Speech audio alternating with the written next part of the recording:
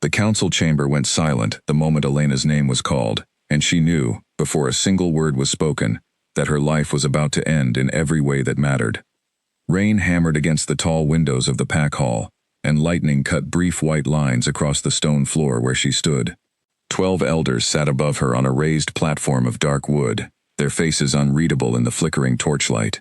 At the center sat Alpha Edmund, the man who had once called her family, now looking at her as though she were a stranger who had wandered in from the storm. "Elena of the Ashwood Pack," Edmund said, his voice carrying easily over the rain. "You stand accused of endangering the bloodline of this pack through deceit and hidden purpose. How do you answer?" Elena lifted her chin. She was an Omega, the lowest rank among wolves, and she had spent her whole life being told to stay quiet, to stay small, to be grateful for whatever scraps of belonging the pack allowed her. But tonight, with her hand resting protectively over her stomach, she found a voice she did not know she still had. "I answer that I have done nothing wrong," she said. "Someone has lied to you, and you are choosing to believe the lie, because it is easier than believing me." A murmur rolled through the gathered pack members standing along the walls. Elena searched the crowd and found the one face she both needed and dreaded to see. Margaret, once her closest friend, now standing with her arms crossed and her eyes fixed on the floor. Margaret would not look at her. That alone told Elena everything about how this night would end. "The evidence is clear," said Victor, the elder seated to Edmund's right, a thin man whose voice always seemed to enjoy the sound of bad news. "Blood markers were found near the northern border, mixed with scent that matches yours. There is no explanation for that except betrayal." "I have never gone near the northern border," Elena said. "I do not even know what lies past the old stone bridge. Ask anyone who has seen me these past months. I have been here, in this hall, in the kitchens, nowhere else." "And yet the evidence says otherwise," Victor replied, as though her words meant nothing at all. Elena felt the weight of every eye in the room pressing down on her, and beneath that weight, she felt something else. A small, steady warmth low in her body, a secret she had been carrying for 2 months, and had told no one. Not even the father, who had vanished from the Packlands before she could find the courage to tell him. She had planned to explain everything once she understood it herself. Now there would be no time for explanations at all. Alpha Edmund rose from his seat, and the hall fell into a silence so complete that Elena could hear her own heartbeat. "Elena, daughter of no one important, mate of no one who claimed you, you have brought shame upon Ashwood Pack," he said. "By the authority given to me as Alpha, I banish you from these lands, effective the moment this storm ends. You will take nothing that belongs to the pack. You will speak to no one before you go, and you will never return, on pain of death, for as long as you live."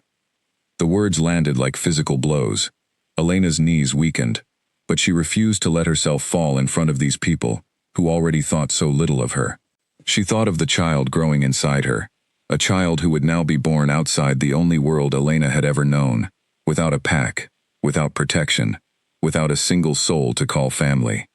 "This is wrong," she said quietly, though she already understood that no one in this room cared whether it was wrong or right. "Someday you will learn the truth, and you will regret this night." Victor laughed, a short, cold sound, an Omega threatening the Alpha Council. How amusing. Edmund raised a hand, and the laughter stopped instantly. He looked at Elena for a long moment, and for one brief second, something flickered across his face that might have been doubt, but it passed as quickly as the lightning outside, and he turned away. "Take her to the border," he said to the 2 guards standing near the door. "See that she crosses it before dawn." The guards approached, and Elena did not resist. There was no point. She walked between them, past the rows of pack members who had once greeted her warmly in the village square, who had shared meals with her, who had called her friend.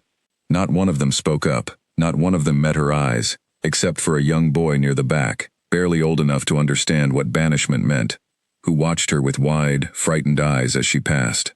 Outside, the rain had softened to a fine, cold mist.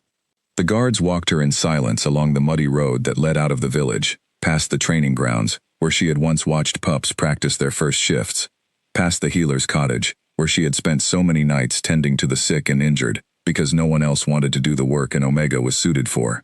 Every step took her further from everything she had ever known. At the border stone, a tall gray marker half swallowed by moss and time, the guards stopped. "This is as far as we go," one of them said, not unkindly.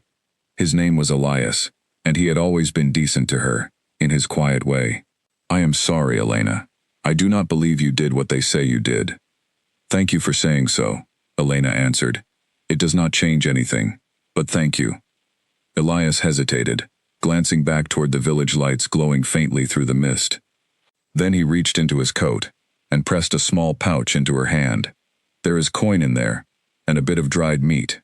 It is not much, but it is something. Go quickly. Before anyone sees me give it to you." Elena closed her fingers around the pouch, surprised by the small kindness in a night otherwise empty of it. "I will not forget this." The two guards turned and walked back toward the village, leaving her alone, at the border stone, with nothing but the mist, the dark trees ahead, and the child she had not yet told anyone about. She placed both hands over her stomach and closed her eyes. "It is just us now," she whispered. "I promise you, whatever it takes, I will make sure you have a life. A real one, even if I have to build it out of nothing." She stepped past the stone, out of Ashwood Packlands, and into a world she knew nothing about. The following weeks tested every ounce of strength Elena possessed. She walked for 3 days before reaching the edge of the human world, a small town called Ferngate, where wolves rarely traveled, and no one asked questions about a woman arriving with nothing but a small pouch of coin and the clothes on her back. She found work at a bakery, kneading dough before dawn each morning, her hands aching, her back aching, her heart aching most of all. The bakery owner, a stout, kind widow named Charlotte, never asked why a woman so clearly out of place had wandered into her shop looking for work. She simply handed Elena an apron and told her to start with the ovens. "You have sad eyes," Charlotte said one evening, as they closed the shop together. "But you work harder than anyone I have ever hired. Whatever brought you here, girl, it is not going to define what happens next. Only you get to decide that." Elena nearly wept at the kindness in those words. She had spent her entire life among wolves being told what she was worth, what she was allowed to want, what she was capable of. Charlotte, a woman who owed her nothing, offered more warmth in a single sentence than the Ashwood Pack had offered in years. Months passed. Elena's body changed, and with it, her fear grew heavier. She had no healer who understood wolf pregnancies, no pack to help her through labor, no one to explain what she should expect. She read every book on childbirth she could find at the small-town library, and she prepared as best she could, alone in a rented room above the bakery, listening to the sounds of the town below and wondering, always wondering, what kind of child she was about to bring into the world. The night her labor began, a fierce storm rolled through Ferngate, echoing the storm from the night of her banishment. Charlotte, sensing something was wrong, when Elena did not come down for the morning bake, rushed upstairs, and found her doubled over in pain. "Oh, sweet girl," Charlotte said, immediately taking charge. "Why did you not tell me your time was near?" "I did not want to be a burden," Elena gasped between waves of pain. "Nonsense. You stop that kind of talk right now." Charlotte was already moving, gathering towels, sending her nephew running for the town midwife. "You are not alone tonight. Do you hear me? Not alone." The labor stretched through the night and into the gray hours of morning. The midwife, a calm woman named Grace who had delivered half the babies in Ferngate, worked steadily beside Charlotte, murmuring encouragement, wiping Elena's forehead, guiding her through each contraction. And then, just as the first light of dawn broke through the window, something extraordinary happened. Elena did not deliver one child, she delivered 5. Grace nearly dropped the second infant in shock, catching herself just in time. 5, she whispered, staring at Elena as though she had witnessed a miracle. "In all my years, I have never seen such a thing." Elena, exhausted beyond anything she had ever felt, looked at the 5 small bundles being placed one by one into her arms, and felt a love so immediate and so overwhelming that every hardship of the past months seemed to fade into distance.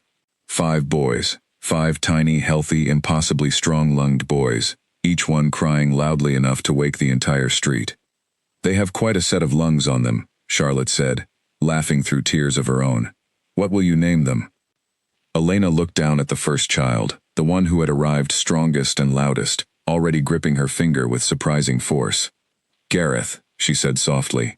Then, moving to the next, "Dorian." The third, calmer than his brothers, watching the room with unusually alert dark eyes, "Callum." The fourth, who had arrived quietly, almost gently, compared to his brothers, "Rowan." And the fifth, the smallest but somehow the fiercest, already trying to lift his head, "Finn." "Gareth, Dorian, Callum, Rowan, and Finn," Grace repeated, smiling despite her exhaustion. Strong names for what looks like it will be a very strong family. Elena held her 5 sons close, feeling their small hearts beating rapidly against her own, and made a silent vow that would guide every decision of the years to come. She did not yet know, could not yet know, the full truth of what these boys were, that alpha blood this pure, this concentrated, appearing 5 times over in a single birth, was something whispered about in old wolf legends, but never actually witnessed.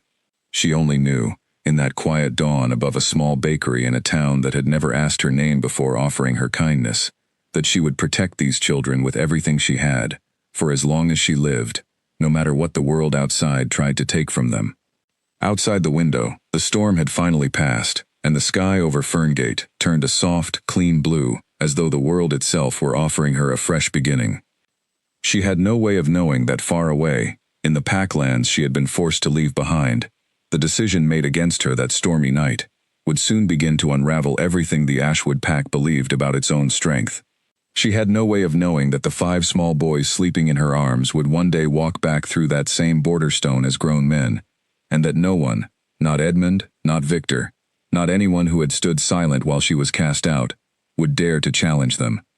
For now, there was only this, a woman who had lost everything, holding 5 new lives who had lost nothing at all, because she intended to give them a world of her own making, a world built on kindness instead of cruelty, on truth instead of lies, on strength that never needed to prove itself through fear.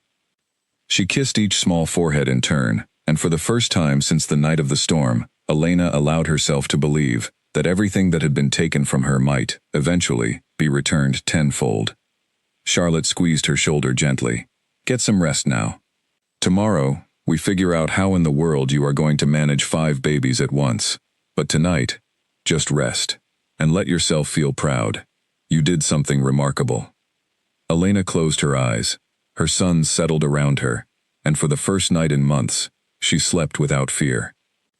10 years passed in Ferngate, and the small room above Charlotte's bakery had long since become too small for 5 growing boys, who never seemed to stop moving, eating, or testing the limits of whatever space they occupied.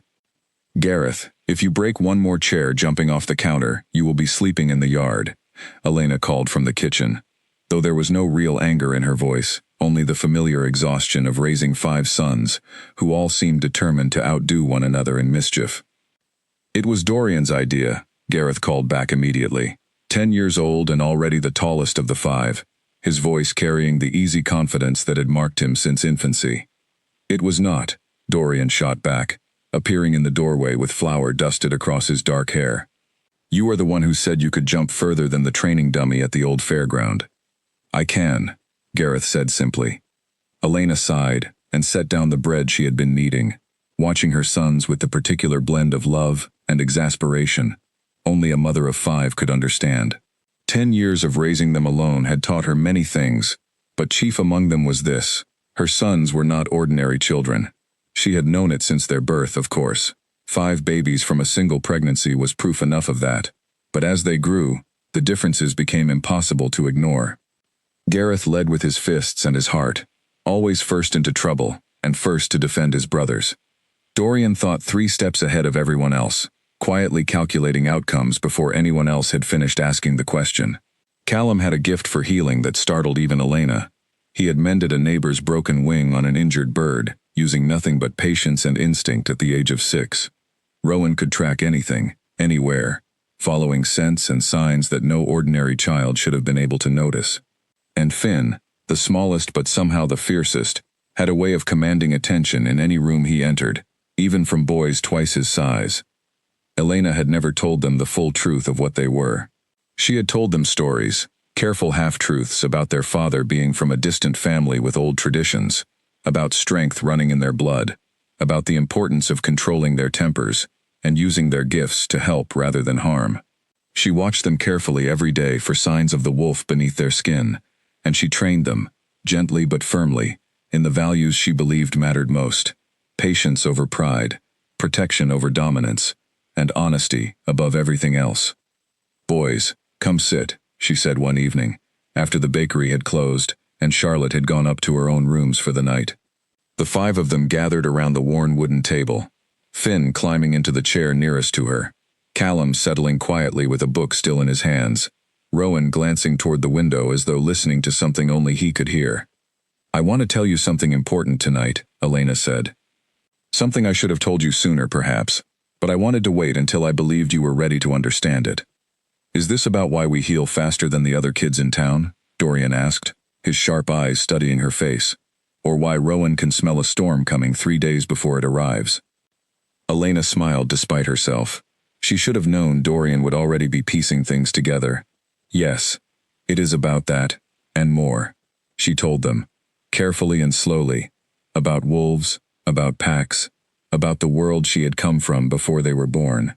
She told them about pack law, about alphas and betas and omegas, about the strict hierarchies that governed every wolf's life from birth. She watched their faces as she spoke, gauging how much they could absorb, ready to stop if the fear in their eyes became too great. "You are saying we are wolves," Gareth said slowly, testing the words. "Like actual wolves. We can turn into wolves." "When you are old enough, yes. Your first shift usually happens sometime between 13 and 16 years of age, depending on the strength of your blood." "That is incredible," Gareth breathed, his eyes lighting up with the kind of excitement only a 10-year-old boy could summon for something so enormous. "It is also dangerous," Elena said firmly, cutting through his enthusiasm before it could run too far ahead. "The world I came from was not kind to me. I was cast out because of a lie I have never been able to prove false, and I do not know if I ever will be able to. That world judges people by rank and blood rather than by character, and I do not want that world to shape how you think about yourselves or each other." "What rank were you?" Callum asked quietly, looking up from his book for the first time. Elena hesitated, but she had promised herself she would never lie to her sons, not even about the parts of her story that still hurt. "I was an Omega. The lowest rank in the pack. Omegas are treated as though they matter less than everyone else, as though their voices do not deserve to be heard." "That is stupid," Finn said immediately, his small face scrunched into a scowl of genuine outrage. "You are the smartest person I know." "Thank you, Finn," Elena said, her throat tightening with sudden emotion.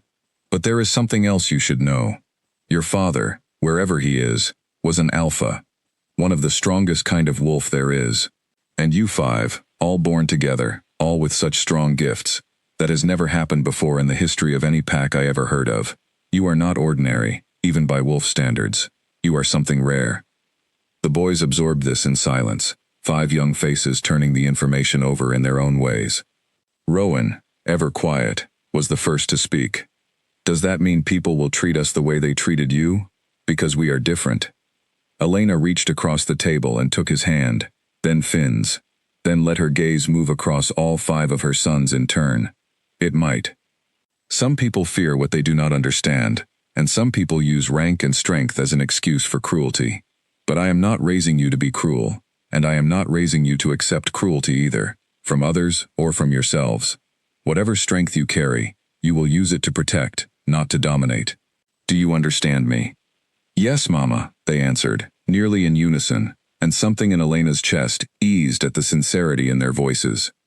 Over the following years, Elena kept her promise to prepare them, though she did so carefully, never pushing faster than they were ready to go. She took them into the quiet woods beyond Ferngate on weekends, teaching them control, teaching them patience, teaching them how to listen to the instincts stirring beneath their skin without being ruled by them. Charlotte, who had become something like a grandmother to the boys over the years, watched their training with quiet pride, never asking too many questions about the strange things she occasionally witnessed in the yard behind the bakery. 5 boys moving with unnatural speed, sensing danger before it arrived, healing scrapes and bruises far too quickly to be normal. "They are good boys," Charlotte told Elena one evening, watching the 5 of them work together to repair the bakery's old fence.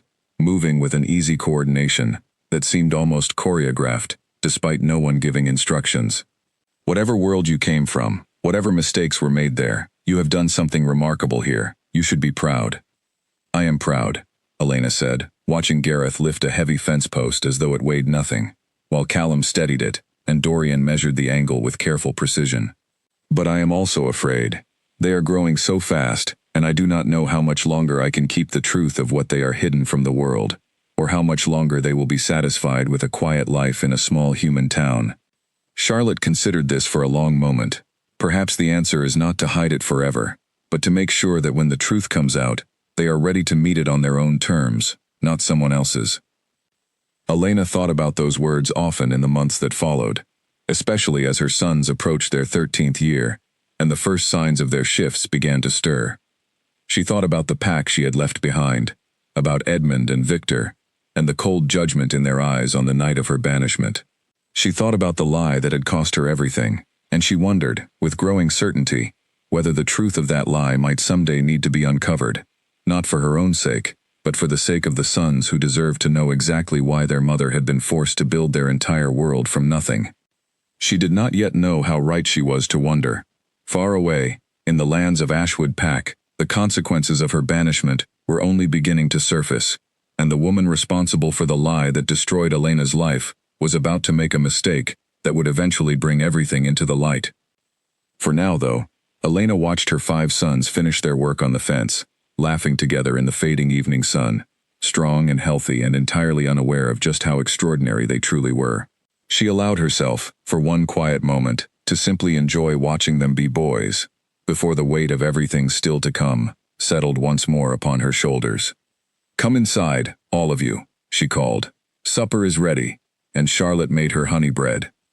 5 heads turned toward her at once, 5 wide grins breaking out simultaneously, and for a moment, the world felt entirely, perfectly ordinary.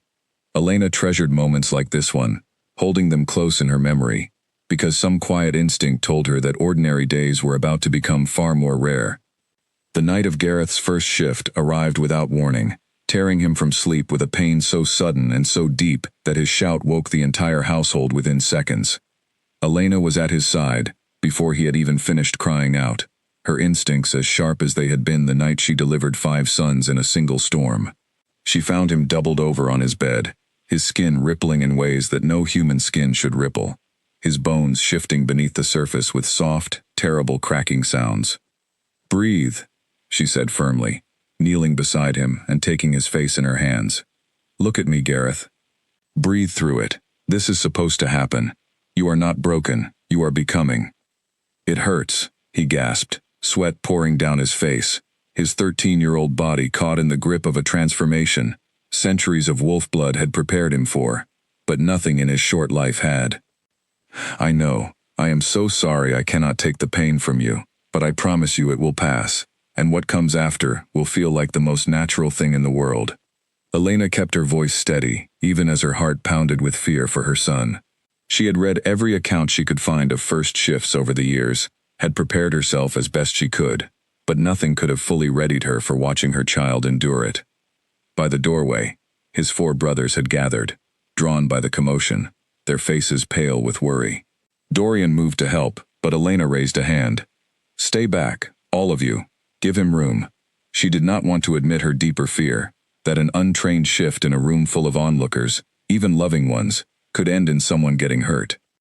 The transformation took nearly 20 minutes, each one feeling like an hour, until at last, where her son had been, a massive gray wolf lay panting on the bed, easily twice the size any ordinary young wolf should have been at his age. Elena let out a breath she had not realized she was holding. "There you are," she whispered, reaching out slowly to stroke the fur along his neck. The wolf that was Gareth leaned into her touch, and despite the exhaustion clearly written across his enormous frame, she could feel something like pride radiating from him. "He is huge," Finn whispered from the doorway, awe overtaking his earlier fear. "He certainly is," Elena agreed, studying her son's wolf form with growing understanding of exactly how rare her sons truly were. Ordinary young wolves, even alpha-born ones, did not usually reach this size on their very first shift. Whatever bloodline ran through her sons, it was proving itself stronger than even she had anticipated. Over the following 3 years, each of her sons endured his own first shift, and each time, Elena stayed at their side through the pain, guiding them afterward through the delicate work of learning to control the wolf now living beneath their skin. Dorian's shift came next, quieter than Gareth's but no less significant, revealing a lean, quick wolf with unusually intelligent eyes that seemed to calculate every movement before making it. Callum's wolf arrived gentle and steady, moving through the world with a careful grace that matched his healing gift perfectly. Rowan's shift produced a wolf built for speed and tracking, with senses so sharp that he could locate a lost coin from 3 streets away within minutes of catching its scent. And Finn, the last to shift, revealed a wolf whose presence alone seemed to command respect, small in the litter, but carrying an unmistakable air of authority that made even his older brothers pause. 5 wolves, 5 gifts, all from one mother, Charlotte said one evening, watching from the bakery's back window as the boys, now teenagers, practiced controlled shifts in the fenced yard under Elena's careful supervision. I have lived in this town my whole life, and I have never seen anything quite like your family, Elena. Neither have I, Elena admitted, watching Finn's small but powerful wolf circle his much larger brothers with an ease that suggested he feared none of them. Sometimes I wonder what it means, 5 of them being born together, all so strong. I do not know of any pack legend that explains it fully. Maybe it does not need an explanation, Charlotte said gently. Maybe it simply means you did something right, raising them the way you have. Elena appreciated the sentiment, but a quiet unease had settled into her over the past year, a feeling she could not quite name, but could not shake either.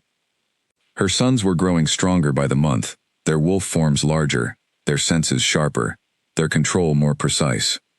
Word of 5 unusually large wolves training in the woods outside a small human town had begun, inevitably, to spread, first as rumor among nearby wolf travelers, then as something closer to fact. The first sign of trouble arrived on a quiet afternoon in early autumn, when a lone traveler appeared at the edge of Ferngate, asking careful questions at the local tavern about a woman with 5 sons who had settled in the area some years before. Elias, the very guard who had once shown Elena kindness at the border stone all those years ago, arrived at the bakery that same evening, his expression grave. "Elena," he said, removing his hat as he stepped through the door, older now, gray threading through his hair, but his eyes just as honest as they had been on the night of her banishment. "I did not expect to find you still here after all this time. I have been searching for you off and on for years, ever since I left Ashwood Pack myself." Elena's heart clenched at the sight of him, memories of that stormy night rushing back with painful clarity. "Elias, why are you here?" "Ashwood Pack is not what it once was," he said, settling heavily into a chair, as Charlotte, sensing the seriousness of the moment, quietly ushered the boys upstairs, despite their obvious protests. "Since your banishment, the pack has weakened considerably. Alliances have broken. Younger wolves have left in growing numbers, questioning decisions made by the council. And a rival pack, the Thornfield Pack, has begun testing our borders, sensing weakness where there was once strength." "That is not my concern any longer," Elena said, though her voice carried less certainty than she intended. "I understand why you would feel that way, but there is something else you should know." Elias leaned forward, lowering his voice, as though the walls themselves might carry word back to Ashwood. "The evidence used against you at your trial, the blood markers near the northern border, I have reason to believe now that it was planted. I have spent years trying to piece together what really happened that night, and all the threads lead back to one person. Margaret," Elena said quietly, the name emerging almost without her willing it, the memory of her former friend's downcast eyes, on the night of the trial, suddenly taking on new, painful significance. Elias nodded slowly. "I cannot yet prove it fully, but I believe Margaret orchestrated the entire accusation, likely working with Victor, who benefited greatly from your removal, since it cleared the way for his own daughter to rise in standing within the pack. I do not know the full reason why Margaret would betray you so completely, but I intend to keep searching until I understand it, and can prove it beyond doubt." Elena sat in stunned silence, old wounds reopening with startling freshness. She had spent a decade building a new life, teaching herself not to dwell on the injustice of her banishment, and now, in a single conversation, all of it came rushing back. "Why tell me this now?" she finally asked. "Why not years ago?" "Because I only recently gathered enough pieces to be confident in what I am telling you, and because Ashwood Pack needs the truth now more than it ever has. The council is fracturing. Edmund himself has grown uncertain of decisions he once made without hesitation. If the truth comes out, if the pack understands the wrong that was done to you, it could change everything. For you, and for them." Elias paused, studying her carefully. "And because I have heard rumors, Elena. Rumors of 5 unusually powerful young wolves, living somewhere in the human world. I did not need to search long to guess whose sons they might be." Elena's breath caught. "You cannot tell anyone." "I have told no one, and I do not intend to," Elias said firmly. "But others may not be so discreet, and others may not have such honorable intentions once they discover the truth. A pack as weakened as Ashwood is right now, facing pressure from Thornfield on one side and internal doubt on the other, might see 5 young alphas of unmatched strength as either a tremendous threat or a tremendous opportunity. I do not know which way the council would lean, but I felt you deserved to be warned either way." Elena rose and walked to the window, looking out at the quiet street where her sons had grown up believing, for the most part, in a simple and peaceful life. She thought of the years of careful protection she had built around them, the walls of ordinary routine and human anonymity she had constructed brick by brick. She thought, too, of the truth Elias had just handed her, a truth that could finally clear her name after 10 long years of carrying an injustice she had never been able to prove false. "What would you have me do?" she asked quietly, still facing the window. "I would have you do whatever you believe is right," Elias answered. "I only came to give you the choice, since you were never given one before." That night, after Elias had gone, after the boys had finally settled into uneasy sleep despite their curiosity about the mysterious visitor, Elena sat alone at the kitchen table, with a cup of tea long since gone cold, turning the weight of the decision over and over in her mind. She thought of the pack that had cast her out without a second thought, of Edmund's cold judgment and Victor's cruel laughter, of Margaret's downcast eyes that now made a terrible new kind of sense. She thought of her 5 sons, each one extraordinary in his own way, each one deserving of a life free from the injustice that had shaped her own youth. And she thought, finally, of the promise she had made to herself on the night of her banishment, standing alone at the border stone, with nothing but a small pouch of coin, and a secret she had not yet told anyone. She had promised to build her sons a life of her own making, a life defined by truth rather than lies, by protection rather than fear. Perhaps, she realized slowly, that promise was not yet finished. Perhaps it required one more chapter, one that would take her and her sons back to the very place she had once sworn never to return to. She did not sleep that night, but by the time dawn broke over Ferngate, painting the sky in soft shades of gold, Elena had made her decision. She would tell her sons everything, the full truth this time, no careful half measures. And then, together, they would decide what came next. Elena gathered her 5 sons around the kitchen table the following evening, waiting until the bakery below had gone quiet, and Charlotte had discreetly taken herself off to visit a neighbor, giving the family the privacy Elena knew this conversation would require. "I need to tell you everything now," she began, her hands wrapped tightly around a cup of tea she had no intention of drinking. "Not the careful version I gave you when you were younger. All of it."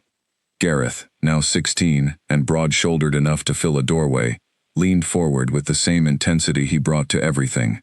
"Is this about the man who visited last night?" "Yes." Elena took a steadying breath and began.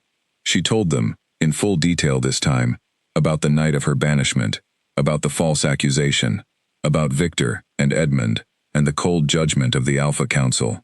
She told them about Margaret's silence, and what Elias now believed about her betrayal. She told them about the coin Elias had pressed into her hand at the border stone, about the long walk to Ferngate, about Charlotte's kindness on the night of their birth.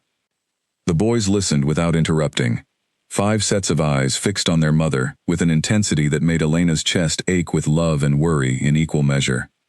"They just threw you out," Finn said finally, his voice tight with anger, uncharacteristic of his usual easy confidence. "Pregnant, alone, with nothing. Because of a lie someone else told.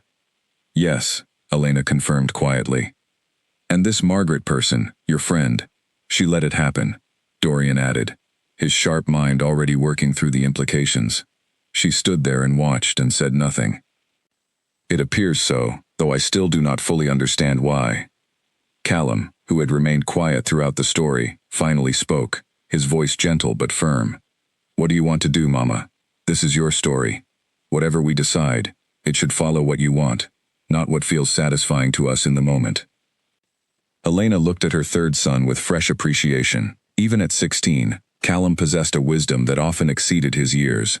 I want the truth known, she admitted. I have carried this injustice for 10 years, and I am tired of carrying it silently. But I also know that returning to Ashwood Packlands means bringing all 5 of you into a world I spent years trying to shield you from. We are not children who need shielding anymore, Rowan said quietly, though his words carried unmistakable weight. We have known what we are for years now. We have trained. We are ready to know the rest of it too.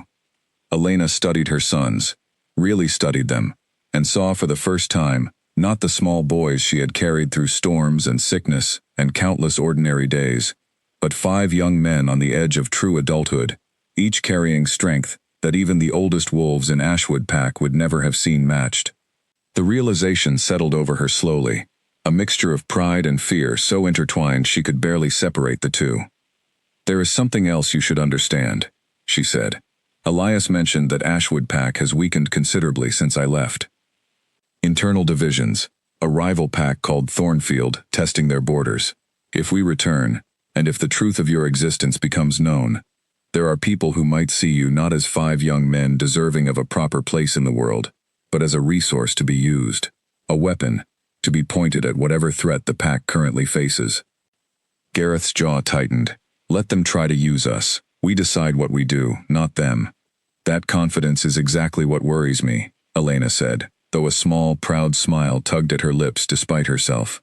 Confidence without caution gets people hurt, Gareth. I did not raise you to charge into danger without thought. Then teach us the thought, Dorian said simply. Teach us the caution, the same way you taught us control over our shifts. We have time before we would even consider going, do we not? Elena nodded slowly. Yes, I would not take any of you into that world unprepared. If we do this, we do it with careful planning, not haste. And so began nearly 2 years of preparation, unlike anything the boys had experienced before. Elena, drawing on knowledge she had carefully gathered over the years from books, from careful questions asked of Elias during his occasional visits, and from her own hard-won understanding of pack politics, began teaching her sons not just physical control, but strategy, patience, and the delicate art of navigating a world built on hierarchy and old grudges. Strength alone will not protect you in that world, she told them, during one training session in the woods outside Ferngate, watching all 5 of them move through a complex series of coordinated exercises Dorian had designed to test both their individual skills and their ability to work as a unit. Wisdom protects you. Restraint protects you. Knowing when to hold back is just as important as knowing when to act. Callum, meanwhile, deepened his healing gifts under the guidance of Grace, the midwife who had delivered the boys years before, and who had, over time, become something of a mentor to him, teaching him techniques for treating both human and wolf injuries that went far beyond what any ordinary healer might know. You have a rare gift, Grace told him one afternoon, watching him carefully mend a broken wing on an injured hawk with steady, patient hands. In the wolf world, healers are treated with tremendous respect, regardless of their birth rank. Your gift alone could change how people see your family. Rowan spent countless hours refining his tracking abilities, venturing further into the surrounding wilderness each week, learning to read signs that even Elena, wolf-born herself, had never fully mastered. Finn, meanwhile, seemed to grow into his natural authority with each passing month, taking on a quiet leadership role among his brothers that none of them questioned or resented, recognizing in him something that simply commanded respect without demanding it. Through it all, Elena watched her sons transform from boys into young men, prepared, as much as any mother could prepare them, for whatever awaited them beyond the border stone she had once crossed, alone in the mist. She thought often of Elias's warning, of the fractures spreading through Ashwood Pack, of the rival pack testing borders that had once seemed unbreakable. She wondered what state she would find her former home in, and whether the truth she carried, the truth of her innocence, would be enough to change hearts that had judged her so coldly 10 years before. On the evening before their departure, finally decided upon after 2 years of careful preparation, Elena gathered her sons one last time in the small kitchen above the bakery that had been their home for their entire lives. "Whatever happens when we arrive," she told them, "I need each of you to remember what I have tried to teach you. We are not going to prove our strength through cruelty. We are not going to demand respect through fear. If we earn a place in that world, we will earn it the way we have built everything here, through patience, through honesty, and through protecting one another above all else." "We understand, Mama," Gareth said, and for once, his usual bravado had settled into something steadier, more thoughtful. Charlotte, standing in the doorway, with tears gathering in her eyes, despite her best efforts to hold them back, stepped forward and embraced Elena tightly. "You go, and you show them exactly who you have become, and exactly what you built from the ashes of what they took from you. And you come back and visit this old woman when you can. Do you hear me?" "I promise," Elena whispered, holding her old friend close. The following morning, before the sun had fully risen over Ferngate, Elena and her 5 sons set out on the long road back toward Ashwood Pack, back toward the border stone Elena had crossed alone and grieving 10 years before. This time, she did not walk alone. She walked surrounded by 5 sons who carried more strength in their blood than any pack in generations had ever witnessed. Sons who had been raised not to seek revenge, but to seek truth, and who were prepared, whatever the cost, to stand beside their mother as she finally reclaimed the dignity that had been stolen from her on a storm-soaked night so many years before. The border stone looked exactly as Elena remembered it, gray and moss-covered, standing silent at the edge of the road as though 10 years had not passed at all. She stopped before it, her sons gathering close behind her, and felt the full weight of the memory settle over her once more. The mist, the rain, the 2 guards who had walked her here, and left her to a fate no one had expected her to survive. "This is it," she said quietly. "This is where they left me." Gareth stepped up beside her, studying the stone with an expression that mixed curiosity with quiet anger. "It is just a rock." "It was the edge of everything I knew," Elena said. "Beyond this point was the only world I had ever belonged to, and I was told I would die before I was ever allowed to see it again. And yet here you are," Dorian said, "alive, and about to walk back through it with 5 sons at your side. I imagine that will surprise a few people." A ghost of a smile crossed Elena's face. "I imagine it will." She stepped past the stone, and for the second time in her life, crossed the border of Ashwood Packlands. This time, though, she did not walk alone into uncertainty.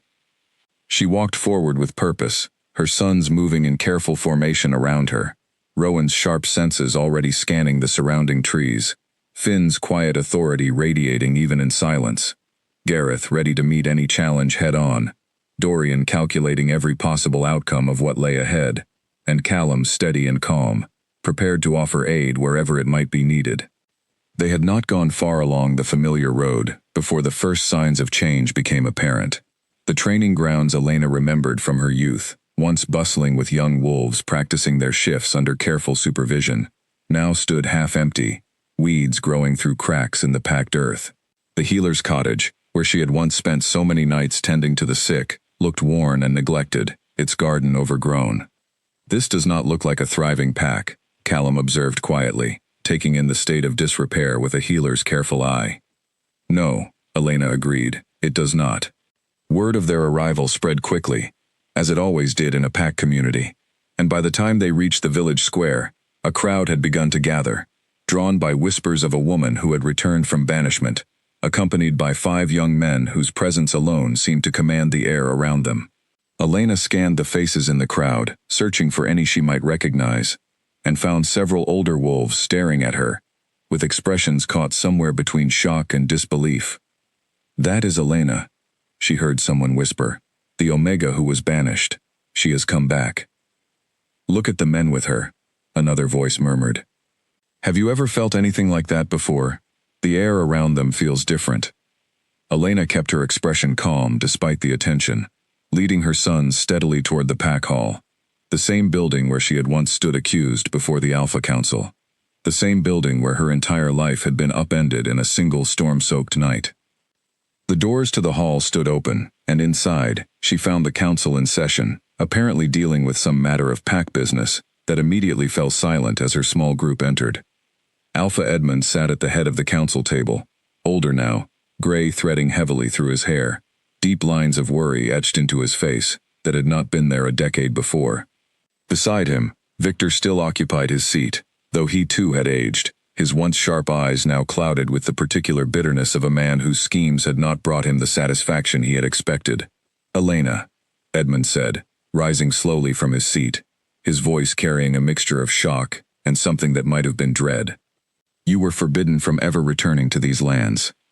"I am aware of the terms of my banishment," Elena said, her voice steady despite the pounding of her heart. "I have returned anyway, because I believe the truth of what happened 10 years ago deserves to finally be heard, and because my sons deserve to know the full story of the world their blood connects them to." Victor's eyes flicked toward the 5 young men standing behind Elena, and Elena watched something like genuine fear ripple across his features as he took in their presence, the sheer size and bearing of Gareth, the calculating intelligence in Dorian's gaze, the steady confidence radiating from all 5 of them, in a way that felt entirely unlike anything Ashwood Pack had produced in generations. "Your sons," Edmund said slowly, understanding dawning across his face. "These are the pups you carried when you were banished. All 5 of them, born in a single night, to a woman your council decided was too worthless to be believed," Elena said, allowing a decade of buried anger to color her words for the first time. "I did not come here for pity, Alpha Edmund. I came here because I believe you owe me the truth you never gave me 10 years ago, and because I believe you owe these young men an honest accounting of the family they were denied." The hall had gone utterly silent, every remaining pack member present holding their breath as they watched the confrontation unfold. Edmund studied Elena for a long moment, then shifted his gaze to her sons, one by one, as though trying to measure the full scope of what stood before him. 5 Alpha-born sons, he said finally, almost to himself. "In all the histories I have studied, I have never encountered such a thing." "Neither had I, until I lived it," Elena replied. Victor, recovering some of his composure, stepped forward with a sneer that did not quite mask the nervousness beneath it. "This changes nothing about the facts of your case, Elena. The evidence against you was clear." "Was it?" Elena asked, turning her full attention on him for the first time. "I have spent 10 years wondering how blood markers came to be found near a border I never crossed. I have had considerable time to think about who might have benefited from my sudden removal from this pack, and whose interests were served by ensuring I never had the chance to defend myself properly." Victor's face paled slightly, though he attempted to maintain his composure. "You are grasping at shadows to excuse your own guilt." "Am I?" Elena's voice remained calm, though it carried an edge that had not been present 10 years before, the edge of a woman who had survived exile, childbirth, and the raising of 5 extraordinary sons, entirely on her own strength. "Perhaps we should ask Margaret directly. I understand she still resides within these pack lands." A ripple of murmurs spread through the gathered crowd at the mention of Margaret's name, and Elena watched Victor's composure crack further, a flicker of something close to panic crossing his features, before he managed to smooth it away. "Margaret has nothing to do with this," he said quickly, too quickly. "Then you will have no objection to her being called before this council to answer questions," Elena said evenly. Edmund, who had been watching this exchange with growing interest, raised a hand to silence the murmuring crowd. "Elena raises a fair point. If there is any possibility that the accusations against her 10 years ago were fabricated, this pack owes it to itself, and to her, to determine the truth once and for all. Guards, send for Margaret." Victor opened his mouth as though to protest further, then seemed to think better of it, sinking back into his seat with an expression that had shifted from nervousness into something closer to resignation.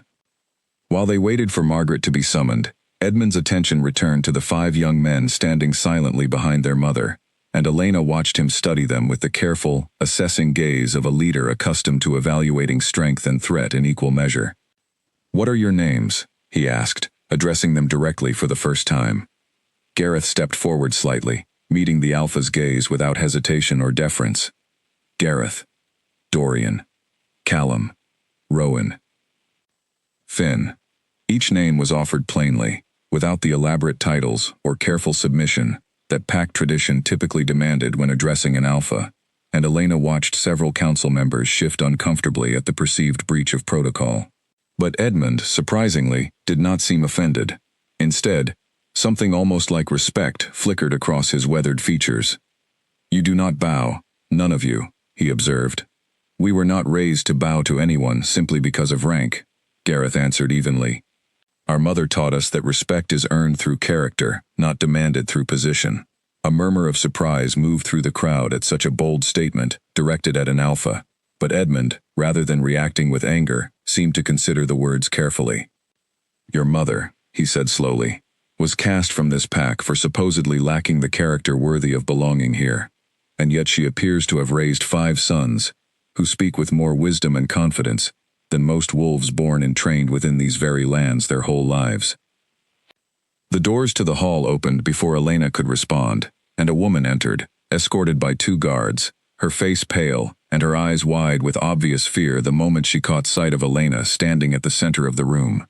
Margaret had aged considerably in 10 years, worry lines carved deep into a face that Elena remembered as once being full of warmth and easy laughter, back when they had called each other friend. "Elena," Margaret whispered, stopping abruptly just inside the doorway, as though her legs had suddenly forgotten how to carry her forward. "Hello, Margaret," Elena said quietly. "It has been a long time." The silence that followed stretched taut across the hall, every eye fixed on the 2 women who had once shared a friendship that had ended, apparently, in the deepest kind of betrayal. Elena watched Margaret's gaze flicker toward Victor, then toward the 5 young men standing behind Elena, and watched something crumble behind her former friend's eyes. 10 years of carefully guarded silence finally reaching its breaking point. "I am so sorry," Margaret whispered, tears beginning to fall freely down her face. "I never meant for it to go so far. I never meant for you to be banished. I only meant to—" "To what, Margaret?"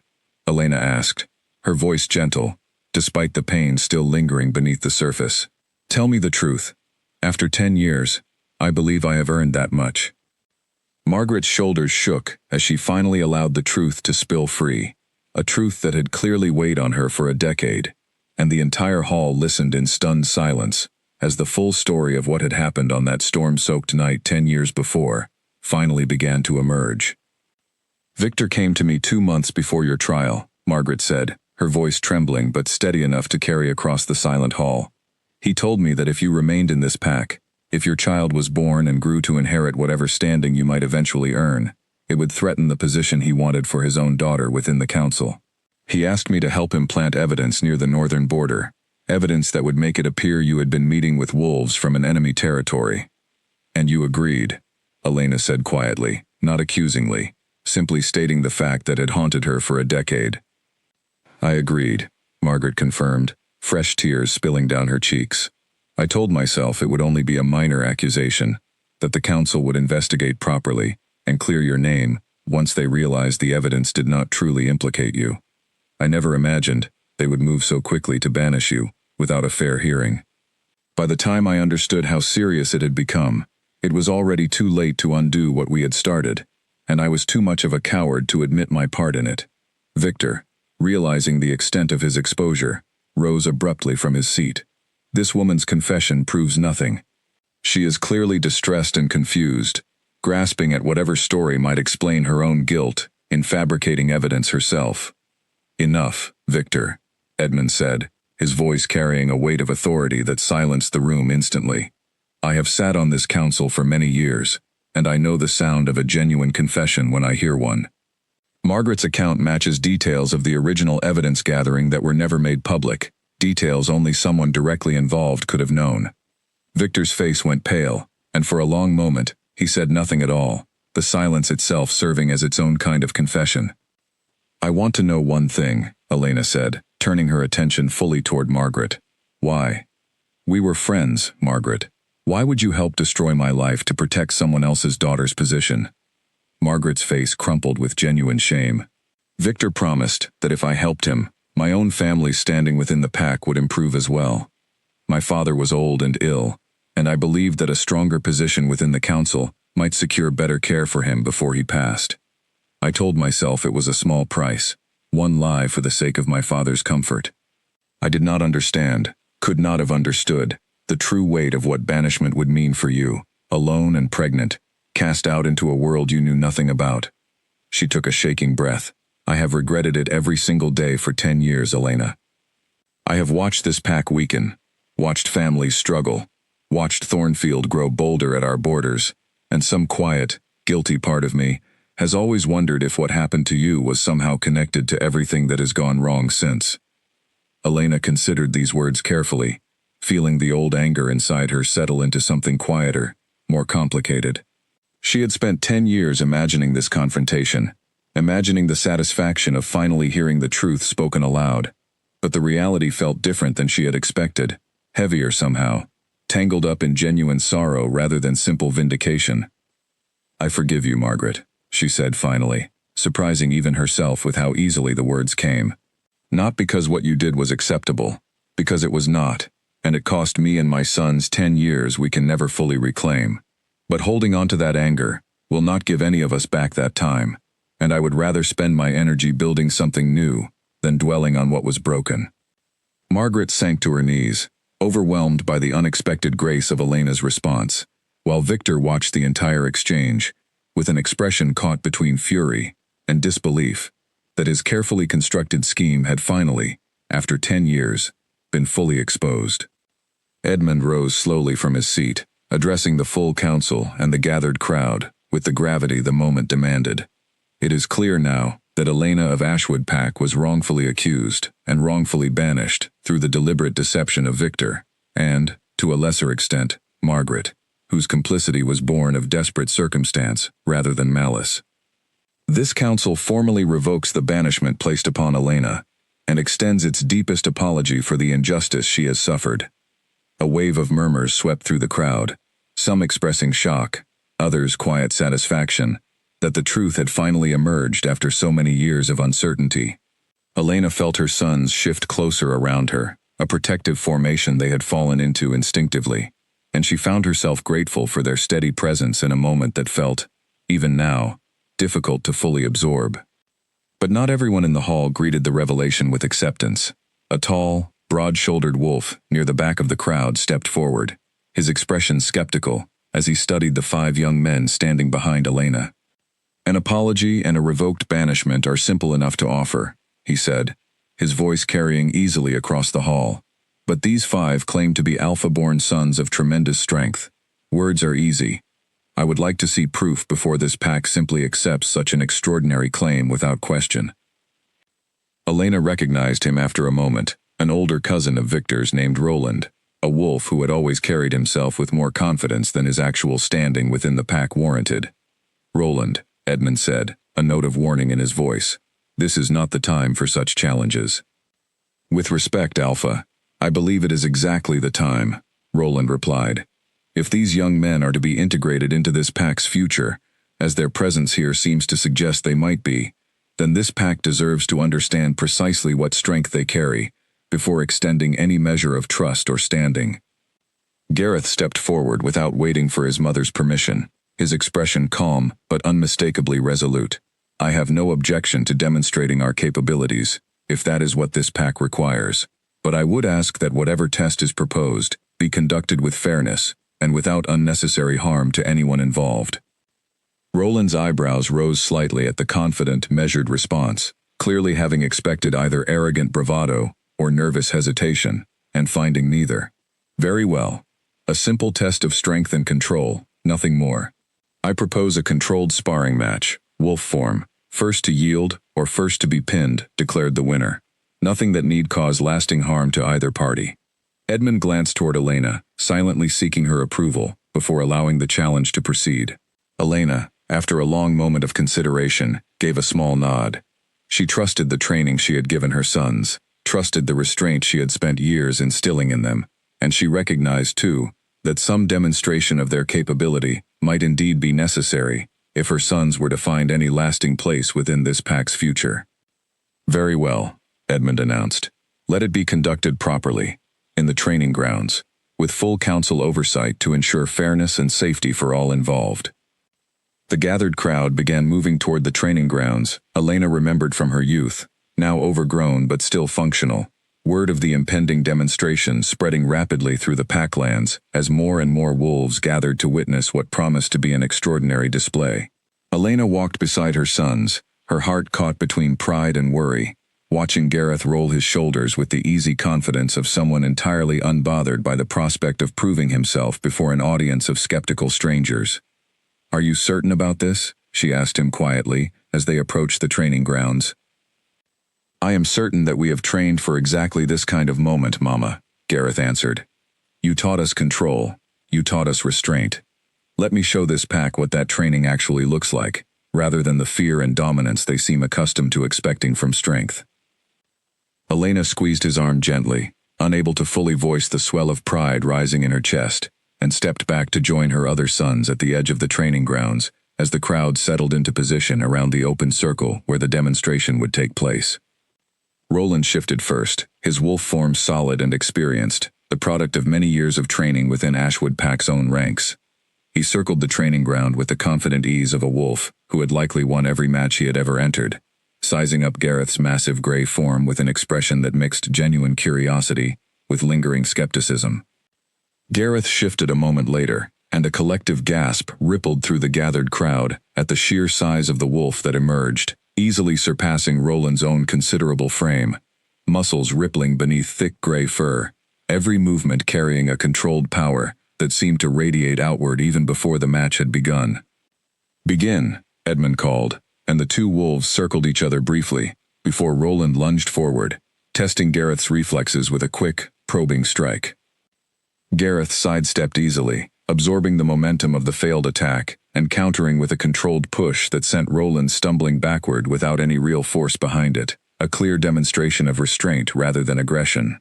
The crowd murmured in surprise, having expected a fierce, decisive clash rather than the careful, measured exchange unfolding before them.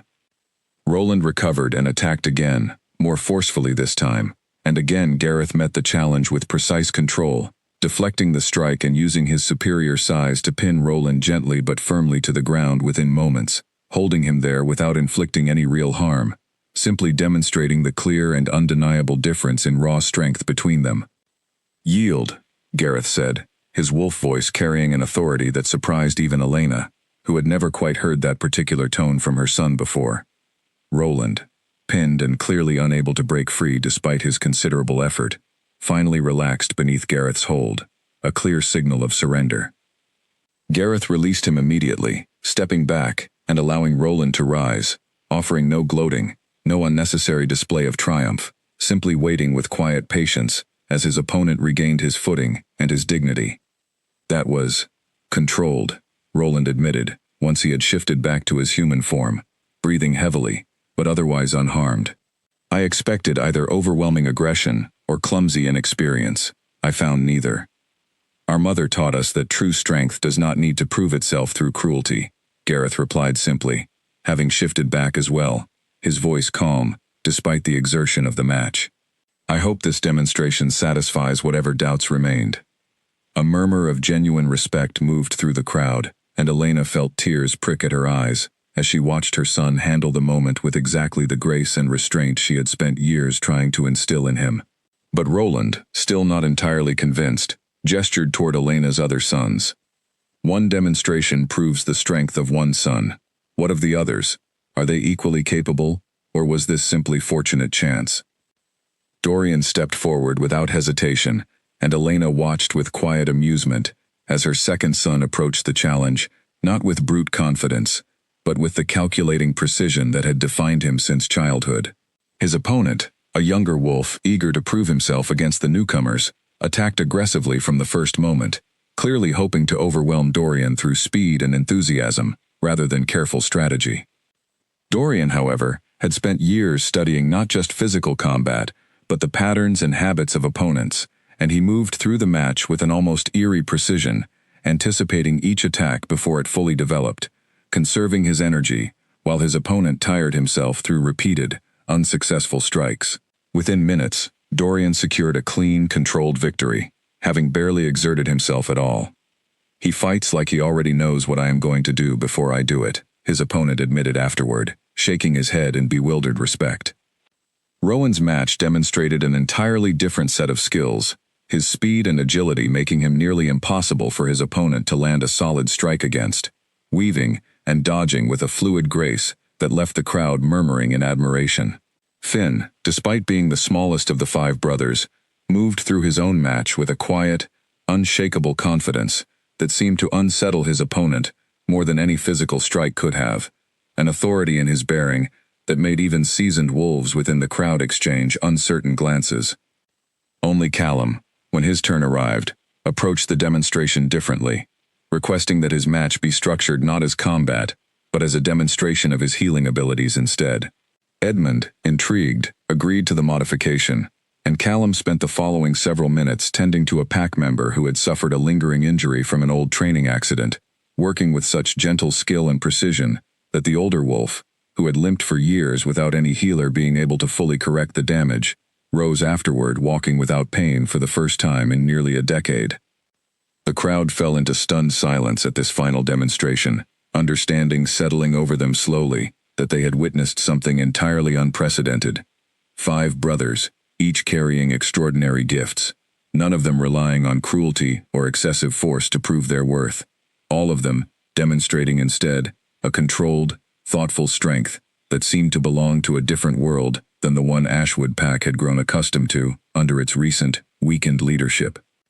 "I believe," Edmund said slowly, addressing the crowd once the demonstrations had concluded, "that this pack has witnessed something remarkable today. 5 sons, born of a woman this council wrongfully banished, each carrying gifts and strength unmatched in this pack's recent history, and each demonstrating a character that reflects tremendous credit upon the mother who raised them alone, without any support from the pack that should have protected her." Roland, humbled by his earlier defeat and the demonstrations that followed, bowed his head toward Elena with genuine respect. "I offer my apology, Elena, for doubting you and your sons. What I witnessed today speaks for itself." Elena accepted the apology with quiet grace, though her attention remained focused primarily on her sons, watching them navigate this unfamiliar world with a poise that filled her with overwhelming pride. As the crowd began to disperse, still murmuring amongst themselves about what they had witnessed, Edmund approached Elena directly, his expression thoughtful. "I would like to discuss the future," he said carefully. "This pack has weakened considerably in recent years, partly, I now understand, as a direct consequence of the injustice done to you.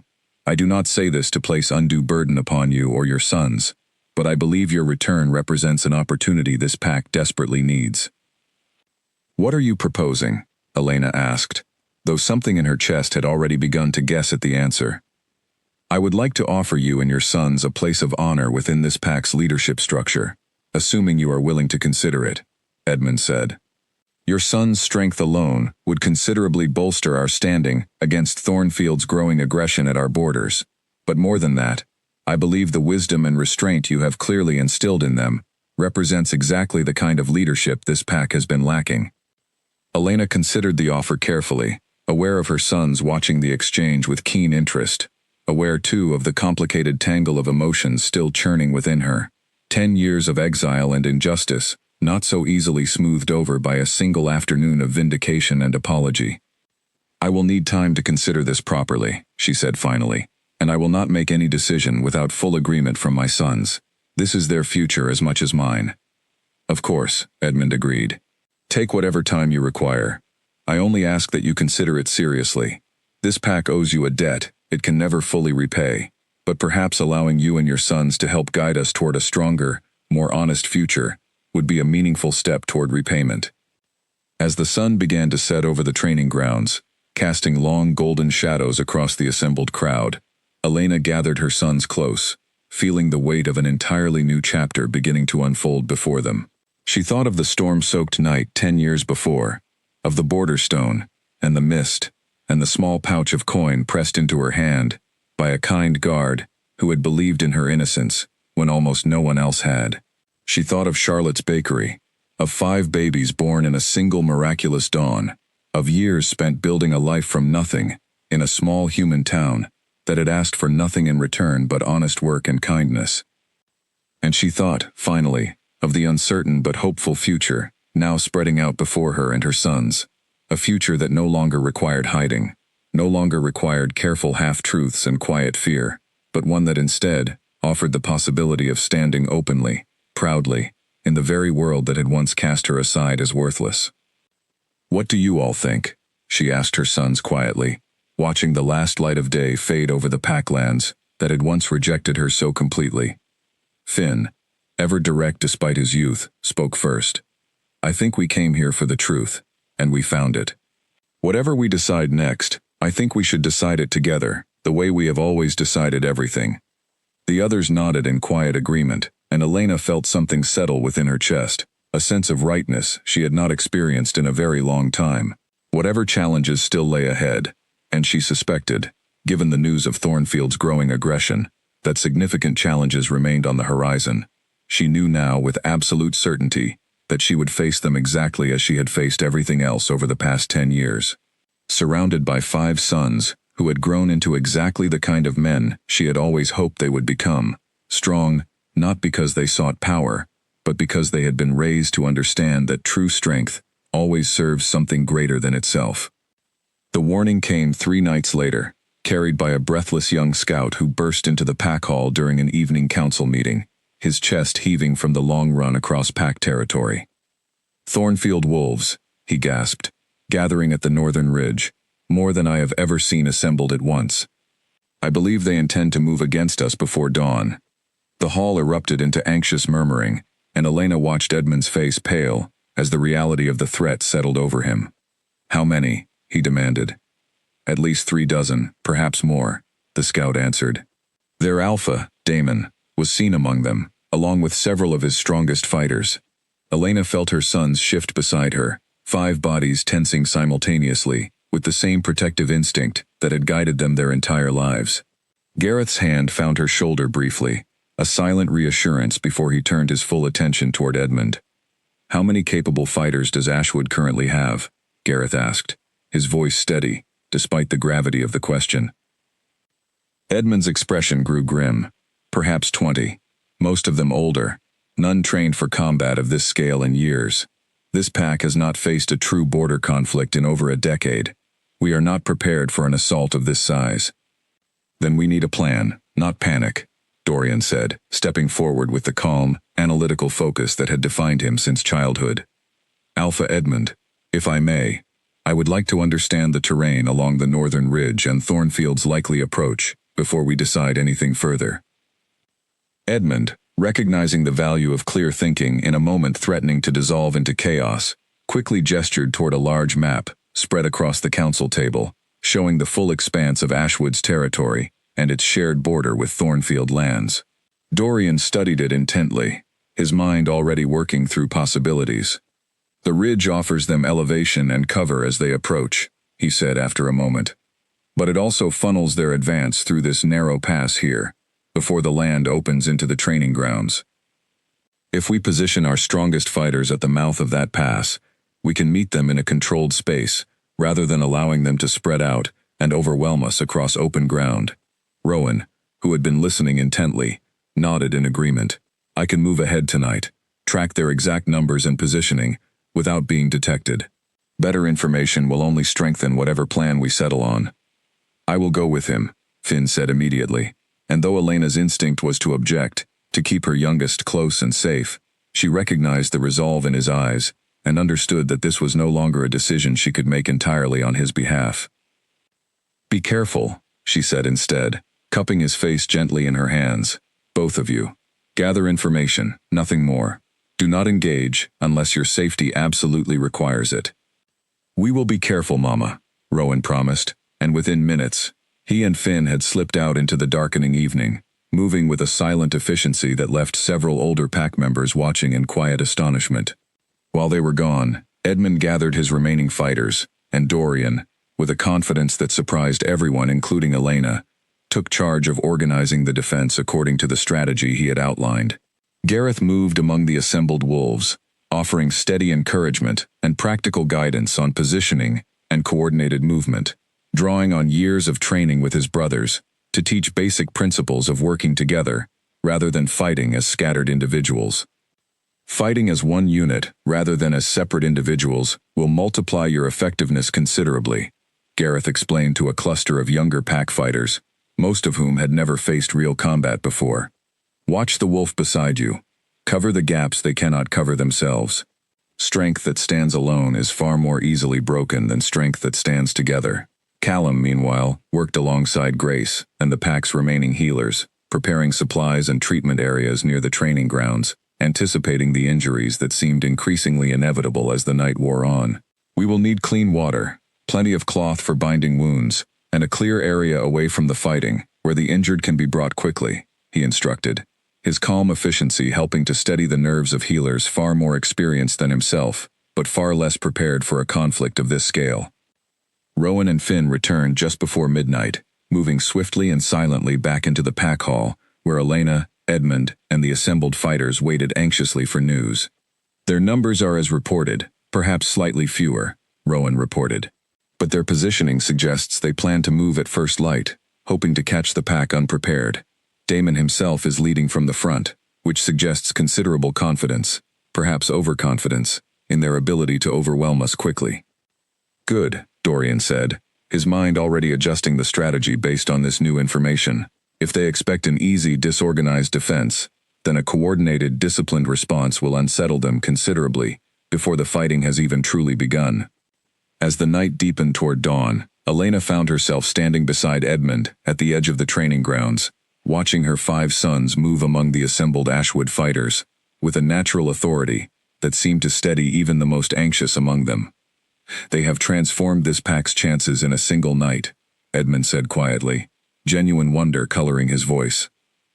I do not know how to properly thank you, or them, for what they are doing. They are not doing this for thanks, Elena replied. They are doing it because it is right, and because they understand that a pack, any pack, is only as strong as its willingness to protect one another. The first gray light of dawn had barely begun to touch the eastern sky when Thornfield's forces emerged from the northern pass, exactly as Dorian had predicted, moving with the confident aggression of wolves who expected an easy, decisive victory. What they found instead was a disciplined, coordinated defense. Ashwood's fighters positioned exactly where Dorian's strategy had placed them, Gareth's steady presence anchoring the front lines, Finn's quiet authority ensuring that even the most nervous young fighters held their positions rather than breaking into panic disorder. Damon, Thornfield's alpha, a broad, scarred wolf whose reputation for ruthless efficiency had clearly earned him the confidence to launch this assault, faltered visibly upon seeing the organized resistance awaiting him, his advance slowing as he took in the unexpected strength of Ashwood's positioning. Stand down, Gareth called out, his voice carrying clearly across the tense space between the two forces, still in his human form, deliberately choosing restraint over immediate aggression even now. There is no need for this conflict to result in unnecessary harm on either side. Ashwood is prepared to defend its territory, but we have no wish to cause lasting injury to wolves who might otherwise have no true quarrel with us. Damon's eyes narrowed, studying Gareth with obvious surprise at being addressed so directly and so calmly by an unfamiliar young wolf. And who exactly are you to speak for Ashwood Pack? Someone who believes conflict should always be a last resort, not a first instinct, Gareth answered evenly. But I assure you, if this becomes unavoidable, Ashwood is fully capable of defending what belongs to it. For a long, tense moment, the two forces remained frozen, the outcome balanced on a knife's edge between restraint and violence. Then Damon, perhaps sensing something in the unshakable calm radiating from Gareth and his brothers, perhaps simply recognizing that the easy victory he had anticipated was no longer guaranteed, made a decision that surprised nearly everyone present. I did not come here expecting Ashwood to have gained such formidable defenders since I last tested these borders, he said slowly. Perhaps a more measured conversation would serve both our packs better than an unnecessary conflict this morning. Edmund, seizing the unexpected opening, stepped forward alongside Elena and her sons. I would welcome that conversation, Alpha Damon. Ashwood has no wish for ongoing conflict with Thornfield, provided our borders and our people remain respected. The tension in the air shifted, not fully dissolving, but easing enough that both sides began, cautiously, to consider the possibility of resolution without bloodshed. Elena watched her sons throughout the exchange, watched the way they had transformed a moment of near-certain conflict into an opportunity for something far more valuable, and felt a profound gratitude settle over her. Gratitude not just for their safety in this dangerous moment, but for the character they had shown when it mattered most, choosing wisdom and restraint even when overwhelming strength might have offered an easier, more immediate resolution. The negotiations between Ashwood and Thornfield stretched across several days, conducted in careful sessions within the pack hall, with Edmund and Damon leading their respective sides, while Elena's sons remained a steady, watchful presence throughout, their reputation from the tense standoff at the Northern Pass having already spread through both territories with remarkable speed. Damon, it emerged during these discussions, had been testing Ashwood's borders not out of pure aggression, but because his own pack had been struggling with dwindling resources following several harsh seasons, and he had genuinely believed Ashwood's apparent weakness made it a viable target for expansion. Once presented with evidence of Ashwood's renewed strength, and once Edmund extended a genuine offer of resource sharing and cooperative hunting agreements, rather than pure confrontation, Damon's aggressive posture softened considerably. "I did not expect diplomacy to prove more valuable than conquest," Damon admitted during one of the final negotiation sessions, watching Dorian present a detailed proposal for shared territory management that would benefit both packs considerably more than continued border conflict ever could. "Your son thinks like a leader who has studied strategy far beyond what most young wolves ever bother learning. He was raised to solve problems rather than simply overpower them," Elena replied, unable to fully suppress the pride in her voice. By the end of the week, a formal agreement had been reached between the two packs, establishing cooperative hunting rights along the shared border, and an understanding that further conflict would only weaken both territories at a time when unity offered far greater benefit to everyone involved. Damon departed Ashwood lands with considerably more respect for his neighbors than he had arrived with, and Elena watched the tension that had gripped the pack for years finally begin to ease. With the immediate crisis resolved, attention within Ashwood pack turned once more toward the matter of Elena's standing, and the question Edmund had raised days before, of whether she and her sons might take on a permanent role within the pack's leadership. Victor, meanwhile, faced his own formal reckoning before the full council, the matter no longer able to be delayed or deflected now that the truth of his deception had been so thoroughly confirmed. "Victor," Edmund said, addressing the disgraced elder before the assembled council, "your actions 10 years ago resulted in the wrongful banishment of an innocent pack member, causing her tremendous hardship and denying this pack the benefit of her son's presence and strength for a full decade. What do you have to say in your defense?" Victor, stripped of the confidence that had once defined him, sat with his shoulders slumped, the weight of his exposed betrayal finally settling fully upon him. "I have no defense that would excuse what I did. I acted out of ambition for my daughter's advancement, and I did not consider, or chose not to consider, the true cost my actions would inflict upon Elena. Given the severity of this betrayal," Edmund continued, "this council must determine an appropriate consequence. I propose that Victor be stripped of his position on the Alpha Council immediately, and that he spend the coming years serving this pack in whatever capacity the council deems suitable, working to rebuild the trust his actions have so thoroughly damaged." The council deliberated briefly before unanimously agreeing to Edmund's proposal, and Victor, no longer able to hide behind his former position of influence, accepted the judgment with a resigned nod, understanding that 10 years of quiet consequence still awaited him for the harm he had caused. Margaret, whose confession had ultimately proven essential to uncovering the truth, faced a gentler judgment, the council recognizing that her cooperation, however delayed, had played a crucial role in finally resolving an injustice that had lingered for a decade. She approached Elena privately after the council session concluded, her expression still heavy with lingering guilt despite Elena's earlier forgiveness. "I do not expect our friendship to simply return to what it once was," Margaret said quietly. "But I want you to know that I intend to spend whatever years I have left trying to be worthy of the forgiveness you have already so generously offered me. That is all I would ask of you," Elena replied gently. "Time heals many things, Margaret, if we allow it the chance to do its work honestly." With the matters of justice settled, Edmund called Elena before the full council once more, this time to formally address the question of her future within the pack. "Elena," he said, "this council has discussed the matter extensively, and we would like to formally offer you a position on the Alpha Council itself, a position that would restore not only your standing within this pack, but recognize the tremendous wisdom you have demonstrated throughout this entire ordeal." The hall fell silent as the weight of the offer settled over everyone present, an offer that would have been unthinkable 10 years before. An Omega, once banished and dismissed as worthless, now being invited to help lead the very pack that had once cast her aside. Elena took a moment before responding, glancing toward her 5 sons, who watched her with quiet, unwavering support, ready to back whatever decision she chose to make.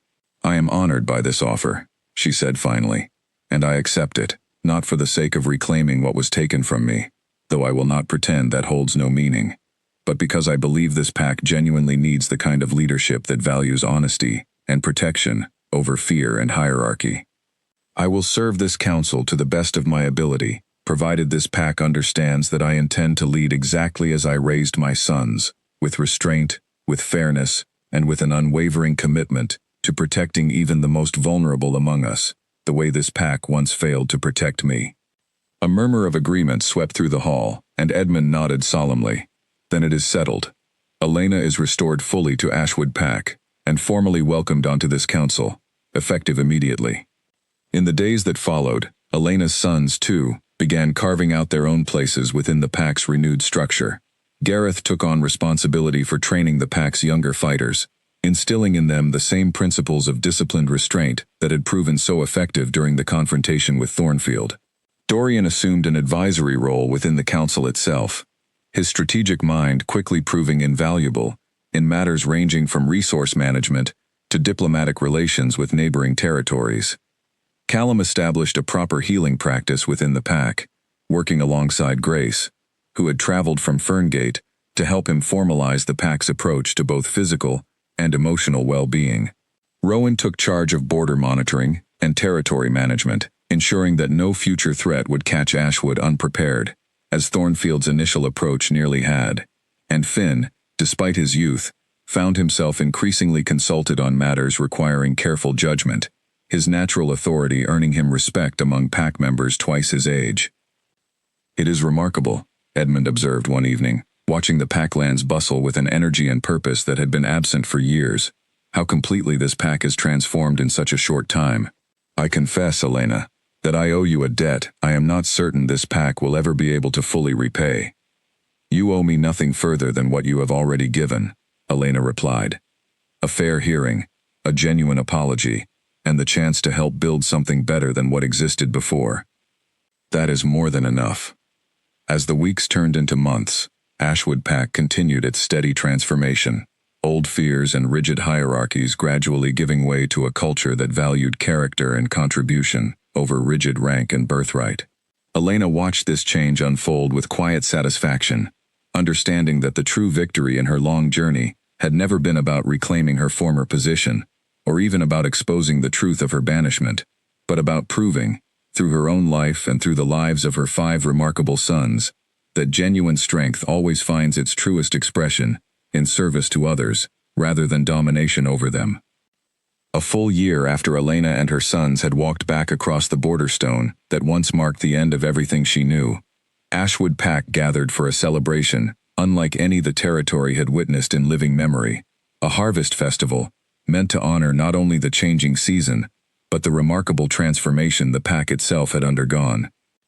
Lanterns hung between the trees surrounding the village square, casting warm golden light across tables, laden with food, prepared by pack members who had, over the past year, rediscovered a sense of community and purpose that had long been missing from their daily lives. Children ran between the gathered adults, laughing freely, in a way that spoke to a pack no longer burdened by the quiet fear and rigid hierarchy that had once defined it. Elena stood near the edge of the celebration, watching her sons move easily through the crowd, each of them now fully woven into the fabric of a pack that had once discarded their mother without a second thought. Gareth stood surrounded by a group of young fighters he had trained over the past year, their easy laughter and obvious respect for him a testament to the leadership he had grown into. Dorian sat in quiet conversation with Edmund and several other council members, likely discussing some new strategy for the pack's continued growth. Callum knelt beside an elderly pack member, checking on a healing injury with the same gentle patience he brought to every task. Rowan stood near the tree line, scanning the surrounding forest out of habit, though the peace the pack now enjoyed had made such vigilance largely unnecessary, and Finn, ever full of quiet confidence, had gathered a circle of younger children around him, telling some story that had them all leaning forward in rapt attention. "You should be proud," came a familiar voice beside her, and Elena turned to find Charlotte approaching, having traveled from Ferngate for the celebration. At Elena's insistent invitation, her weathered face creased with a warm smile as she took in the festive scene before them. "I am," Elena said, embracing her old friend tightly. "I could not have built any of this without you, Charlotte. You gave me a place to stand when I had nothing left." "Nonsense," Charlotte replied, waving away the sentiment with characteristic humility. "I gave you an apron and a room above a bakery. You did everything else yourself, and look what you built from it."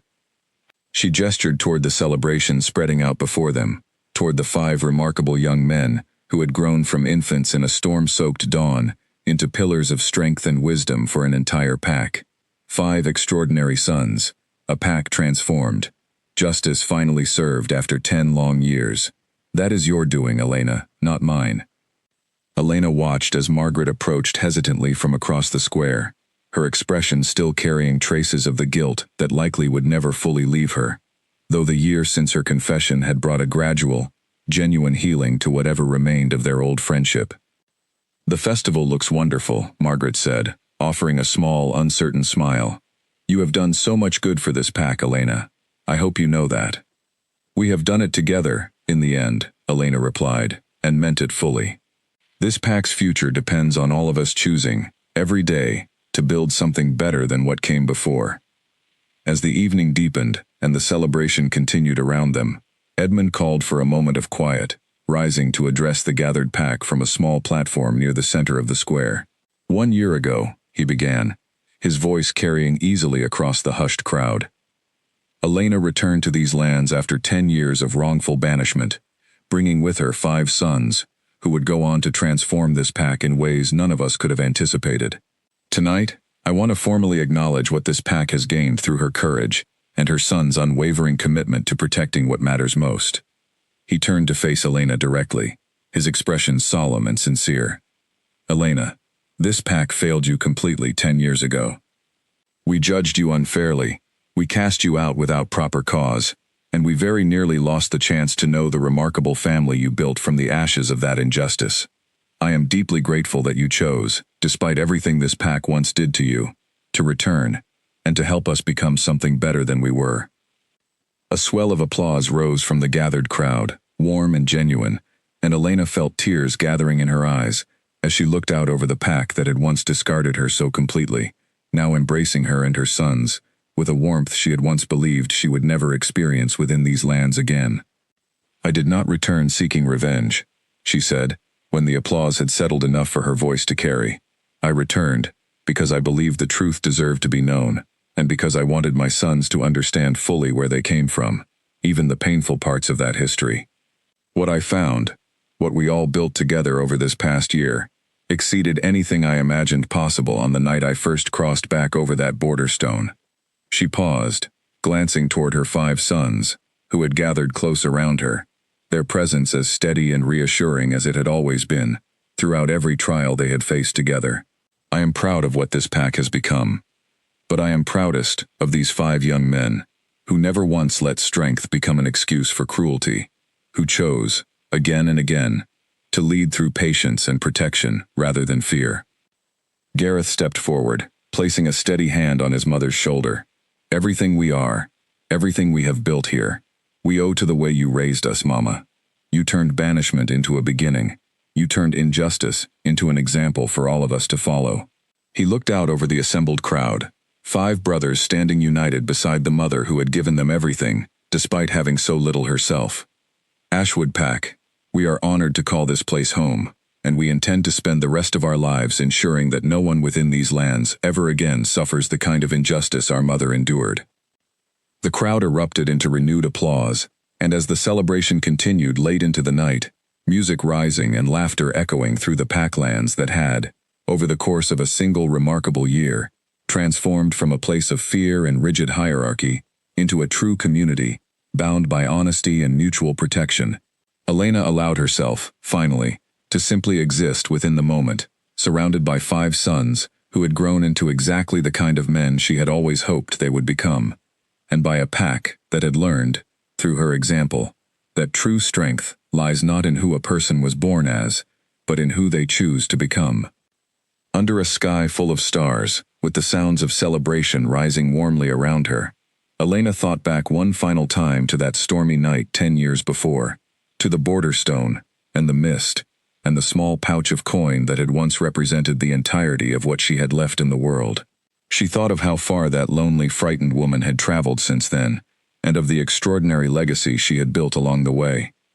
She had lost everything once, on a night when the people who should have protected her chose instead to cast her aside.